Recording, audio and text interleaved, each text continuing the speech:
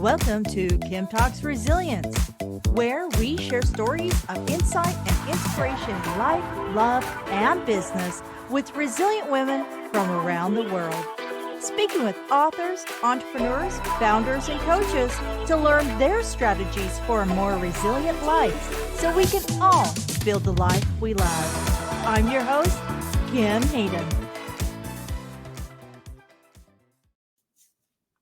Alrighty, welcome back to the show. If it's your first time joining us, you know what? I promise you this, you're going to leave the show inspired. And that's what we're here for. I love the opportunity to speak with women that in many ways have come through these significant challenges, share their strategies of moving forward, and then where they are going from there and how we can either engage or support or anything along those lines. One of the things that almost every American knows, and if you don't know, I don't know what rock you've been living under, but the United States has one of the highest incarceration rates globally. And if you're ever faced with this, or you know somebody who's faced with this, it literally can impact your freedom and your rights for the rest of your life, no matter if you're rightfully or wrongfully incarcerated, no matter what it is. The reality is this can, lead to so many significant issues moving forward, in the sense of there's a high rate of reoffense in the United States. And how do you move forward? Well, our guest today, Cheryl Armstrong, I'm super excited because she has literally come through and reinvented where so many never can find that path. Cheryl is the founder and owner of Plant Your Energy, with over 15 years of experience helping currently and formerly incarcerated individuals to change their thinking and transform their character. During the 26 years of incarceration, Cheryl earned an MA in humanities, launched Plant Your Energy, and wrote her first book, Plant Your Energy: Face Your Demons and Transform Your Life. She published her book shortly after her release in 2021 and created a class from it, which she is now teaching to Colorado prisons. Her goal is to expand the program in prisons across the country, helping people to create lasting change in their lives. Cheryl believes that no one is their worst mistake. She currently lives in Arizona and is working to build Plant Your Energy so she can play a part in changing people's lives for the better. I'm super excited to go into this because I think every American, including myself, will know somebody who has been incarcerated, is incarcerated, or is in a vulnerable place. And those bars aren't just they're not only just physical, right? They go all the way across into the emotional and the metaphorical space of opportunity. Welcome to the show, Cheryl. Thank you. I'm absolutely super excited that you're here, because I have family members who, I have one that's in a life sentence. My godmom's son ended up out in Colorado in a federal penitentiary. And these things happen. I mean, my godmom's son was a young man who his wife had got caught up in the wrong people, and he couldn't.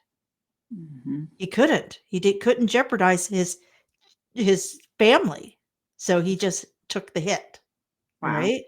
And these things are very real. So I would love for you to share a bit more of who is Cheryl, because I believe that these stories are the reasons we all need to sit up and listen. Right. So, the driving force behind everything that I have created since well before I got out of prison is to show the world just that, like who I am, because I didn't want to be known just for the biggest mistake of my life, right? So my crime, which I can get in, more into that when I share more of my story. But I was just 16 years old when this happened. And I was wild and out of control, and had no consideration for my own safety, let alone the safety of the people around me. And I was very reckless with my actions, and it cost me dearly, as well as many other people, everyone involved in the situation. But who I am is so different from what I did. And so that, like I said, has been why I created my business, wrote my book, and why I'm living my life the way that I do, because I am a much more positive person now than I used to be. I'm motivated, I'm disciplined, I'm filled with gratitude. And after serving that much time in prison, you really learn how to appreciate all the little things in life. And so I've had a number of tragedies, even in the last year and a half. I've lost three people, passed away, that were the closest to me in my life. And so I feel like, wow, I'm trying to adjust to life out here in the real world. And I keep getting hit with these tragedies. And so I've been out for 2.5 years now, and I'm still figuring things out. And as far as being a business owner and an author and an aspiring speaker, because that is my ultimate dream, is to become a public speaker, and I want to give a TED talk. So as I try to pursue all these things, I have to juggle, making a living and dealing with losing my stepdad and my mom, and most recently, 5 weeks ago, my boyfriend. And so I feel like my world keeps getting rocked by these things I can't control. And if it hadn't been for all of the work I had put in while I was inside, I don't think I would be handling my life as well as I am right now. And so I've kind of become a poster child for resilience. One thing, a little fun fact about me, is I absolutely love dogs. I trained dogs for about 6 years of my incarceration. And two of the three dogs that I own, I actually got to train myself while I was in prison. So I got to hand select them. So, yeah, that's a passion of mine. Amazing. And you were in prison during some really important years in a woman's life, right? So these are the years that we could get married and have children, and all of that, all of those choices were taken away from you. Yeah. And that's so the dogs then become that surrogate, that space, that unconditional love. Yeah. Those are my babies. Those are your babies, and you have every right to have fur babies. Yeah. Absolutely. Yeah. Um, if you could walk me through plant your energy, I'd like to know, because this has got to be a really challenging space to be in, because in the United States, our penal system and our judicial system is so polarized. It is so polarized. It's like you've got people out there who, I swear, there are some people out there that if they could like press a button and then just implode every prison and just get rid of all the bad people, right? Because they have no tolerance, Right. right? Yeah. Um, and that affects people, because I know that the individuals I know that have gone to prison, it has been because there were decisions made, but it's not the sum of who they are. Hmm. So walk me through plant your energy. I'd like to understand what you're doing in these spaces, especially because they may not be the most forgiving of spaces. Right. So, you know, wh- I was in prison for a violent crime. And so there is always going to be judgment from some people, right? Because they don't know me. They look at what happened, and that's all they see.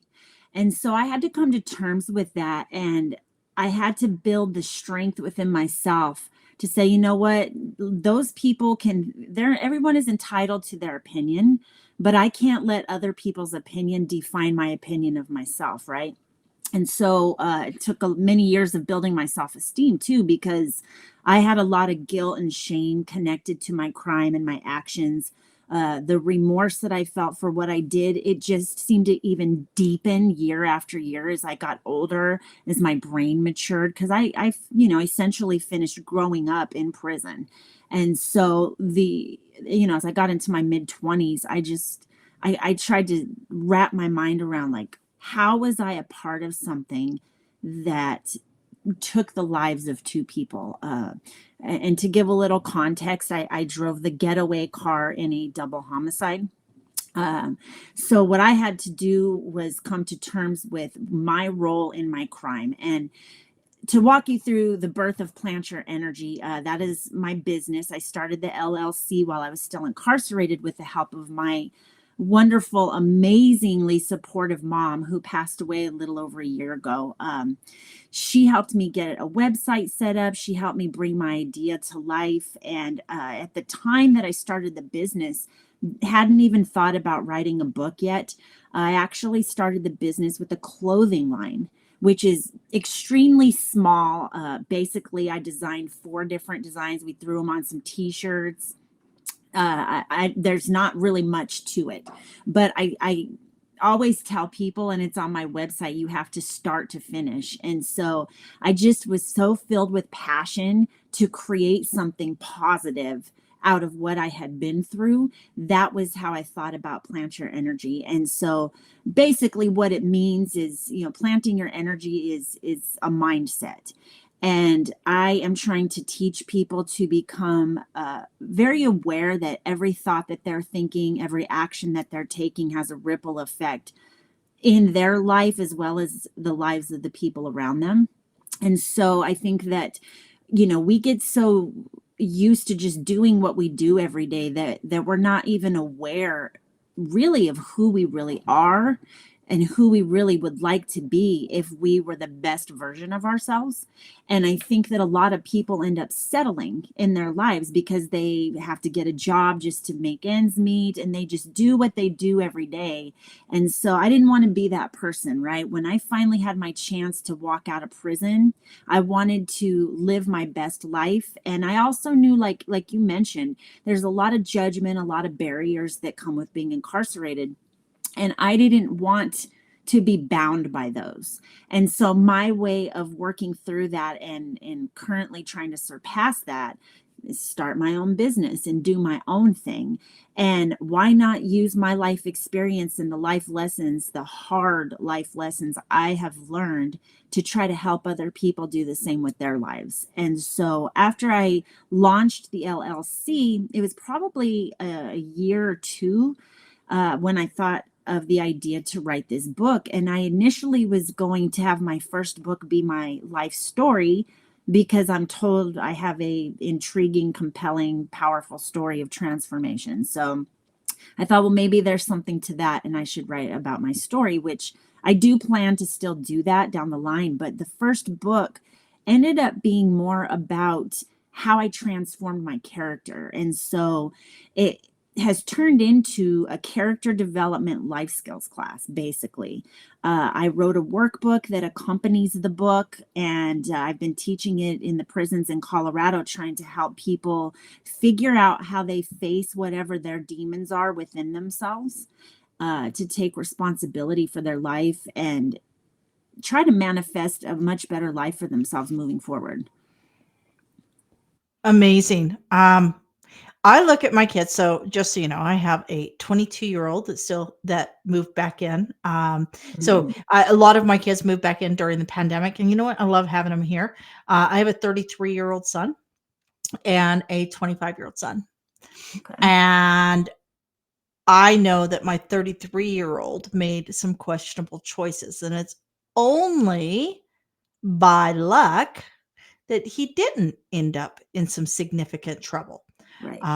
My 25-year-old, who is like almost like, he's brilliant, but we had real struggles when he was a child and had to go through lots of counseling. He had lots of things stacked against him. And the doctor said, when they gave us his diagnosis, they said, by the way, 80% of men in prison have this exact same diagnosis. Wow. So, in going back to your younger self and understanding all of your studies and what you teach now, Mhm. what are some of the things we could do to help circumvent, help change that trajectory for our 14-year-olds and our 15-year-olds and our 16-year-olds and our 17-year-olds? What are some of the things that what are some of the flags that, we could have seen? Because I guarantee your mom is a great person. Your dad is a great person. These are not bad people No, not raising. at all. It's that something was maybe missed, or Y- something that they say you are the sum of your five friends, right? Right, right. Honestly, I don't think that there's any right answer for that because I think that there's so many different variables depending upon your environment, the people you have around you, how you were raised, right? So it's going to look a little different for everybody, but I analyzed that for myself for many Okay. years. And it was really hard because like you just said, like I was educated, I had a really great family. I didn't suffer any physical or sexual abuse as a child. I didn't have those types of traumas, right? So it's like, well, why did I end up the way that I ended up? And so, I mean, it was simple things like my parents owned a mailboxes, etc. store when I was a teenager. And so they were consumed by the business and I was at home by myself all the time. And so I finally figured out that that was a big factor, right? I had so much time on my hands. I was bored, and I had grown up in small towns and was exposed to the city for the first time when they owned this store. And so I kind of recognized, like, with my boredom, and also we moved around a lot. And so when we moved to the suburbs of Denver, I kind of fell in with the first people that I met, right? And so those people were not making good choices. They were smoking pot, they were ditching school. I had never done any of those things. I started doing all of that because you can be so easily influenced, right? And I wanted that acceptance and I wanted a group of people that I fit in with. And so I kind of just fell into that and I was having a good time. And so then I embraced that, right? And so I also think that, and I don't like, I'm real careful about how I say these things because I'm a big believer that you need to take responsibility for your choices in your life, Yes, I no agree. matter what has been done to you by other people or how you've been influenced. We still have that capability to make our own choices, right? Yeah. But I do think obviously you're more easily influenced when you're younger. And so I had three older brothers and four stepbrothers, and I had a lot of violence modeled to me. Um, never in the Aggression. home, never in the home. It was aggression, and it was that whole, excuse my language, but I'm a badass, and Yeah. I'm going to intimidate you. I have that, the fear thing going on, and I ended up equating fear with respect because I saw it modeled in my brothers. And I thought that I thought it was cool, really, because nobody would mess with them. And it was like, oh, I want to be that person. And so I tried to model that in my own way. But as a female, I wasn't as violent, but I just kind of developed this. Attitude and this whole vibe where I wanted to be intimidating. And then all this anger came from God knows where, right? Like, honestly, I have never found any solid answer to some of those questions still today, but I decided that I don't necessarily need to because instead of always looking backwards, I wanted to start looking forwards. And I just wanted to be a better person. And so I'm like, all right, well, let me put my thoughts and my energy into figuring out how I can turn these character traits around, right? So Yeah. that's what I did. Well, obviously you had very strong character traits in the sense that yeah, so that is probably what is carrying you forward now as you're working in your new career. Yeah, for I, sure. I would I would say as a mother, one of the things I heard in there was if your kid is getting isolated, Yeah. you need to figure out a way. I know that I dragged my kids to every open house with me. They worked every event. They were always with me. I was a crappy educational parent. Like Mhm. my kids' homework always sucked, There's so many things I could have done better, but the one thing I did was I kept them really close to me, and we were lockstep on everything, right? And I was very raw and real because I know in watching what happened with our the extended family and some people within our sphere growing up, Yeah, it can happen so easily, it can. right? Yeah. So, in your program, when you go into these prisons, what are you saying? Like, how are you approaching? First of all, how are you getting the prisons to even engage with you? Because these are people, like a lot of people are holier than thou, Yeah. right? And oh, I would have never done that. No, no, no, no, no. And then you're coming in as basically the prodigal child. I want to come back and share with you Yeah, people think what I'm I've crazy. learned. Like, why would you want to go back in there? I totally get it, though. I Yeah. totally get it. How do you get the prisons to engage with you? Because So that's that's why I started in Colorado. So that's where I'm from. And that's where I served my sentence at, was in Colorado. So interestingly enough, some of the top people in the Department of Corrections in the state of Colorado are people who were starting their DOC careers when I was starting my sentence. And so I've known these officers who have promoted, and now they're in important positions in the department. And so I thought, this might be a long shot, but I'm gonna take it because that's what I do. So I reached out and I said, hey, I developed this class. I would really love to bring my program into the prisons there. And so they kind of launched it as a pilot program to see how it went. And to be clear, I'm still in the early stages of all of this. I'm learning as I go, and I'm just trying to build from what I have started.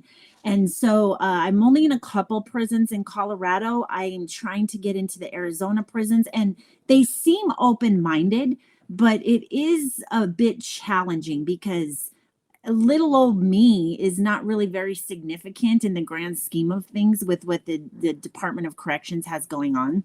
And there's so many programs available to them that they can put into their facilities, right? And so I'm working on being the person that stands out and builds a program that is successful for the people who are in my class. And so far, it's going really well. It's going really well. I just finished 2 classes about 6 weeks ago, and I was in Colorado briefly, which long story. I moved up there for a job and it didn't work out, and I'm now back in Arizona. But while I was there, the best thing that came out of that was that I got to go into the prisons, a men's and a women's facility, and teach in person. And it was an incredible experience. And I have staff members who want to continue to teach the class now. And so my hope is to just keep building it and start putting it into other states.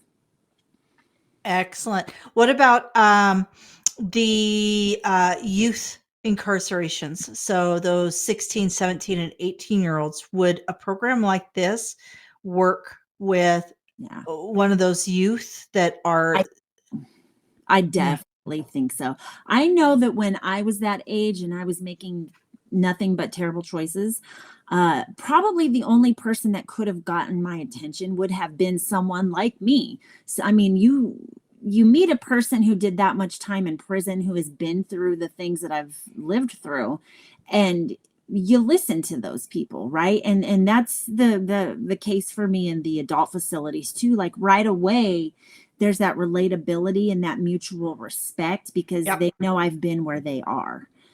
Yeah.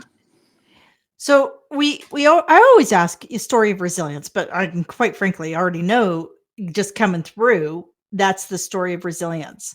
However, can we break that down, um, when you had to face the hard facts about your choices and you had to dig deep within yourself? Mhm. Can we go through a little bit of that, of how, give us a strategy or something you did, because a lot of people will not do that hard work because it hurts. And that is what my entire program is all about. And to clarify, like my book and my class, it's not just for people who are in prison, right? It's for people. Everybody has issues and struggles and demons that they're dealing with or not more likely not dealing with, right? Things that have been problems in our lives. And so my strategy, the first part of it, I was about 8 years into my sentence when I started making some changes. And I could not stand living in my own skin anymore. I was miserable. I was angry. I had so much shame for what I had done and the person I had been and my actions. And I just couldn't stand it anymore. And I thought, I have to become a different person. I can't live the rest of my life feeling like this every single day. Even if it means that the rest of my life is in prison, I want to be a better person. I want to be a person that has some peace in my heart, a person that can smile and laugh at things, because for a while I felt like I didn't deserve that. Um, so I had to work through those things. And the very first piece of that is taking responsibility for every single choice that I had made, right? And it's like, that's why I told you earlier when we talk about like, oh, well, what are the things that happened that made you who you are? Sure, we can evaluate those things. And I know that's a big part of counseling and therapy and all of that, but that's not my thing. I feel like sometimes we get lost in that. And so we're not really growing because we're choosing to stay stuck and figuring out things that are done with, right? And so I'm like, all right, I did this. I mean, it took me almost a decade to really be able to come out and just say, this is what I did. This is my role in my crime. I want to own what I did and how I impacted these people's lives. And it was one of the hardest things I ever did. And for years, I would cry every time I would talk about it. I didn't have the strength in me, but I have built on that since then. And so I've just been disciplined with, hey, if I make a mistake, I'm going to own up to that mistake. Even if it means a relationship ends or if it means there are some sort of consequences or repercussions for me, I want to wake up every day knowing that I'm a genuine person and that when somebody hears something come out of my mouth, that it's authentic, right?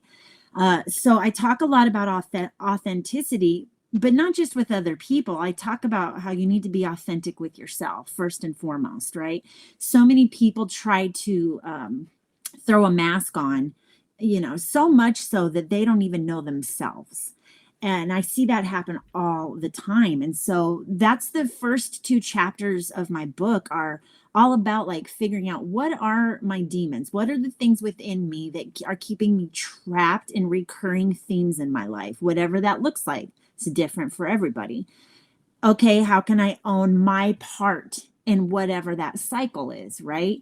And so it's hard work and nobody really wants to do it, right? But you have to be able to see the big picture and what's on the other side when you finally have that growth. And so I try to help people get from the beginning stages to where they can see that light. And a lot of the things in my book, they're not groundbreaking new concepts that no one has heard of. They are things that we all know, but I think that we forget to practice, right? So I'm talking about things like, well, how can you change your paradigms? What are your triggers? But not just what are your triggers, how do you recognize when you've been triggered and how do you make a different choice in that moment, right? Because like you said, it's so easy to fall into something that you're going to regret later. It may not be something that has anything to do with the justice system. It could be, your relationship with someone in your family or at work. It could be applied to anything in your life. And so I just try to help people start being more mindful about everything that they're thinking and to pause and take that moment before they react and do Yeah. something that isn't taking them in the direction they really want to go, you know? I totally get it. And the word that you used around shame, that's a big one. Yeah. That's a big one. And we walk around with shame and regret in so many things that stops us from growing into our truth, Exactly. right? Yes. What we can become. Yes. So in your book, so where can we get the book, first of all? The book's on Amazon. The book and the workbook are both on Amazon. Excellent. Um, what can the reader expect from the book? So the reader, most likely, if they just go and purchase it from Amazon, is not currently in the penal system. So what could I expect from a book or somebody like me? You can expect the same thing that a person who is in prison would expect to get out of it, right? Okay. This book applies to humans.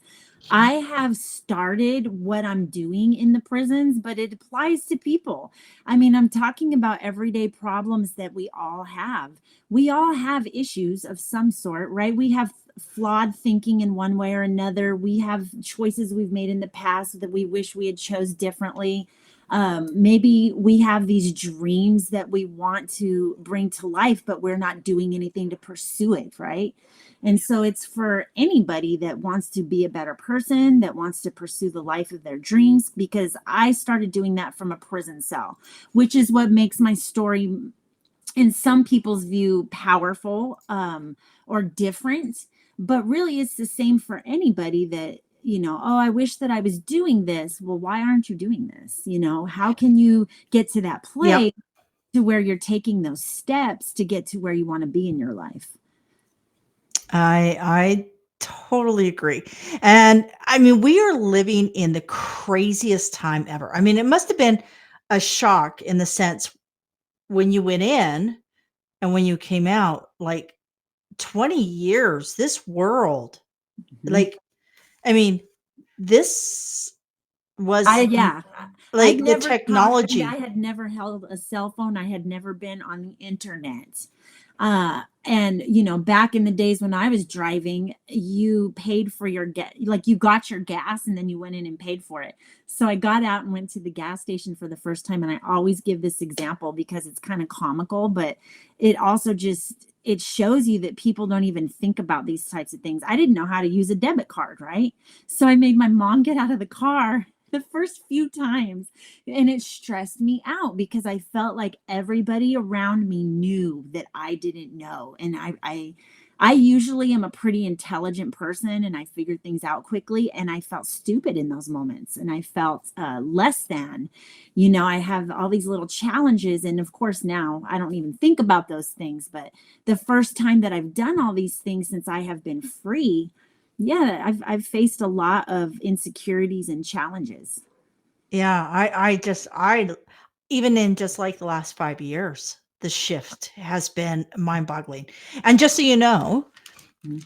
48 months ago, I did not even know how to navigate Google Drive. Oh, wow. And I've literally I put my head down and did nothing but I'm going to learn this. I'm going to conquer it. It's Exactly. 48 months. If I mean, I look at some of my original Canva images that I put together and I cringe. Yeah. Uh, but but I mean, I myself was behind in many of those things, and part of that is age also. Right. Right Yeah. now we have people who are in their mid 50s and 60s that are getting funneled out of society, so they're feeling lost, they're feeling segregated, they're feeling separated because the world and its technology has moved so rapidly, and yet human beings are still working with the same caveman brain. It's Exactly. like Yeah. we now have enough information and enough technology to really hurt ourselves, but we're still working within the limited brain function we It's a have. constant battle for me. And full disclosure, I'm sitting here and I'm doing your podcast and I'm starting to put myself out there more. And I'm like freaking out because I have social media stuff, right? But I don't do the TikTok thing, which is all the craze, right? And so No, everybody, you need to get on TikTok. And I cringe at the thought of doing little video clips of myself every day. And then I have a website, but I haven't really done much on the website because I just am not hip to all the technology stuff. So now I'm trying to figure out, all right, how can I do updates? How can I create new content? And so it's just a constant learning process for me.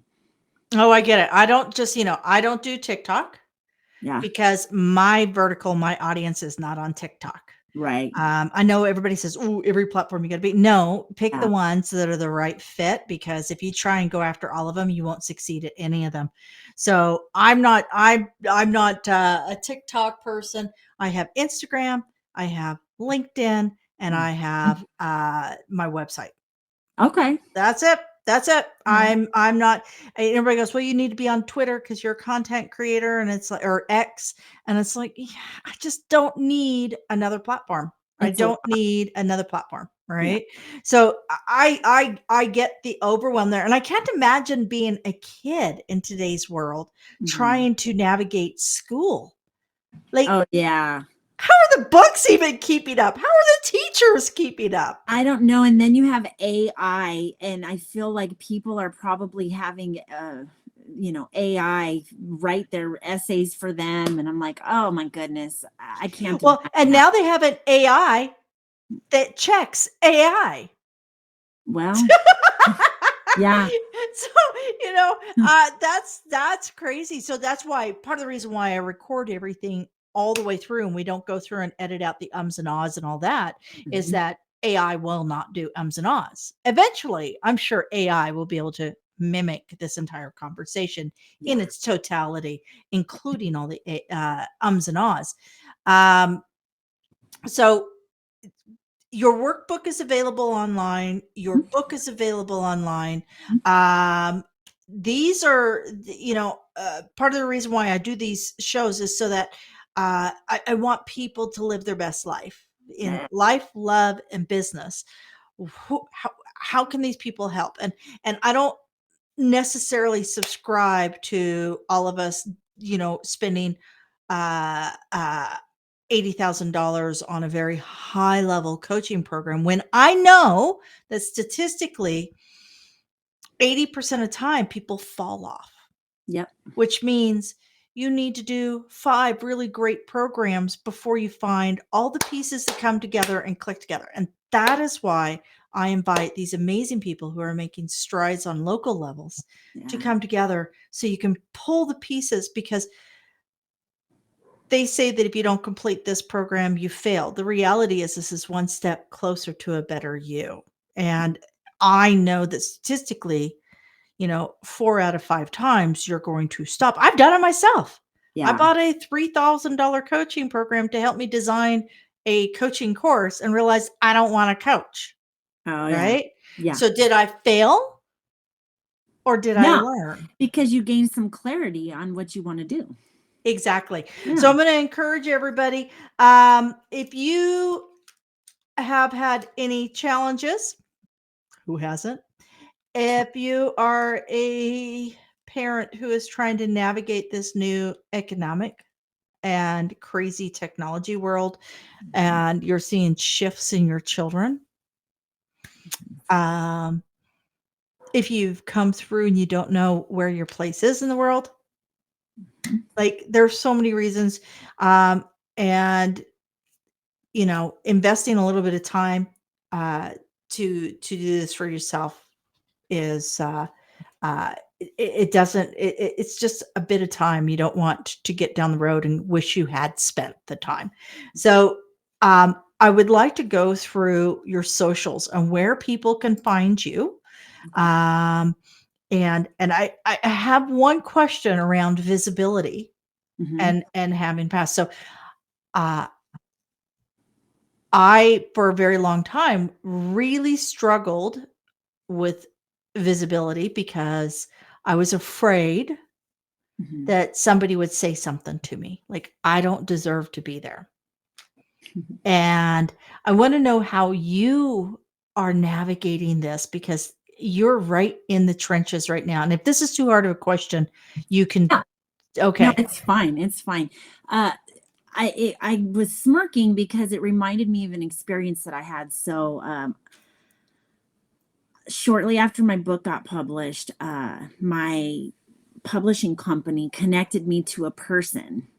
And this person, I had to pay them to give me some visibility, right? They are out in LA and they have kind of a popular podcast. And so I paid this money that I didn't have. I had to borrow this money from my mom's friend. I had to swallow my pride because it meant so much to me. And I had no idea what I was doing. It was my first year out of prison. So I'm like, hey, this will give me some exposure. Long story short, I had an interview with him, which I thought was just an introductory interview. Well, I kind of got put on the spot. It was recorded. It ended up being on YouTube, and I wasn't prepared. I thought that I was supposed to be, the deal was that I would be on the live show. Well, some people that were around this person said to him, what are you doing? Why would you put her on your show? Like, that's going to look bad for you. And it was crushing for me because that was my first real dose of judgment, being free and being judged for what I did in my past. And so I've only gone through that once. It may very well happen again, I'm sure, at some point. But you know what? It doesn't matter to me anymore because I know who I am today. And I know that what I'm doing with pure intentions. And I'm proud of the person that I am. And I want to live my best life. You know, I want to honor people that I have hurt by being a good person. And I'm not going to feel bad about that. I hope everybody heard that. I want to honor the people that I hurt through the past decisions by being a good person. Yeah. That is the best, the biggest thing you can do. It's easy. It's easy to continue making bad decisions and blame it on somebody else. It's easy to continue in negative ways. It's really hard every day to get up and say, I'm going to do this. I have to be the best me. How do I be the best me? Yep.